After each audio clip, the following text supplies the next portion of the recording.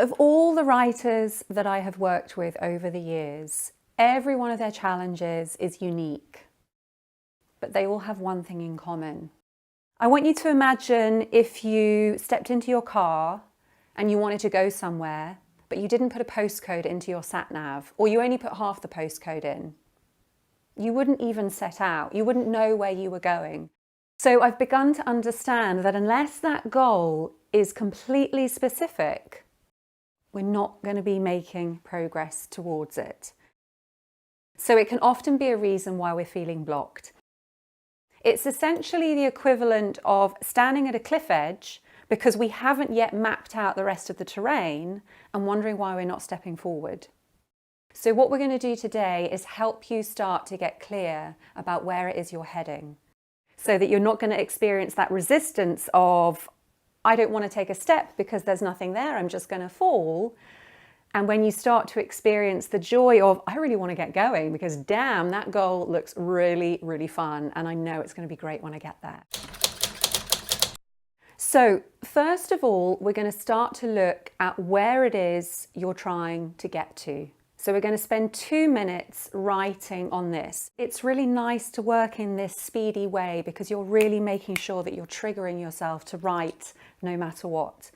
But of course, the whole beauty of these videos means that you can come back to them. You can come back to them in your own time. And if you want to take longer on these questions, you can do. So the first prompt for the writing exercise is, where are you trying to get to with your writing? And the second part, which is also just as important, how will you know when you get there? 2 minutes, off you go. So even if what you're beginning to write is, oh gosh, I'm not really sure what to say next, the practice is to just keep going. Keep getting those words on the page. We're really building resilience in that area. So just for now, what we're going to do is the second part of all of the processes, which is to spend a moment reflecting. So I'm going to take you through where I got to with my own writing, and through that you're going to begin to understand how you can reflect on your own words. And also sometimes it's quite nice when you're in this solitary pursuit of writing to know about things that are going through other writers' minds. So for me, in my own writing, I talked about wanting to get to a place where I'm being read regularly and that my words are having an impact on the people who read them. And I also talked about being in a place where I felt confident that I can express myself and that I would feel a sense of excitement in my heart because I knew that I would be able to do justice to my ideas. And then I also put that I would be hearing from people who had read my work and who had been inspired. So as you're noticing with some of the words that I was using, I was describing that I would feel confident and that I would be hearing from people. So when we're starting to flesh out our goal of where we want to get to with our writing, it's really important that we cover those senses.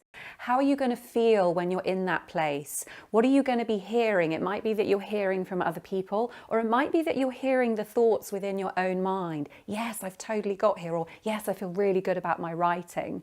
And also, what are you going to be seeing? I didn't actually cover that one in my piece, but it might be that you did. It might be that you said, I'm trying to get to a place with my writing where I'm at a book launch, and you might have imagined seeing yourself signing copies of your book, or you might have imagined seeing a blog post published on your website.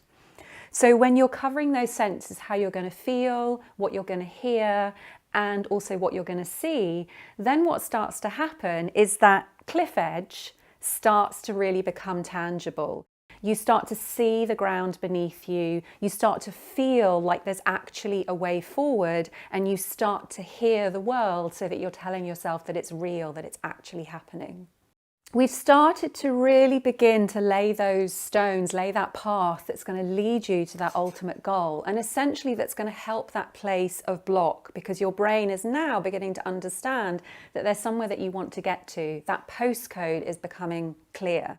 So this is really important when I do my mindset coaching with writers. It's really essential to start to get insight, but just as important is it to make sure that you take action on that insight. So what I want you to do now is to hone down that goal. So really get it into that postcode, and I want you to write it in the present tense. So for example, I'm trying to get to a place where I'm being read regularly and my words are having an impact on writers across the world.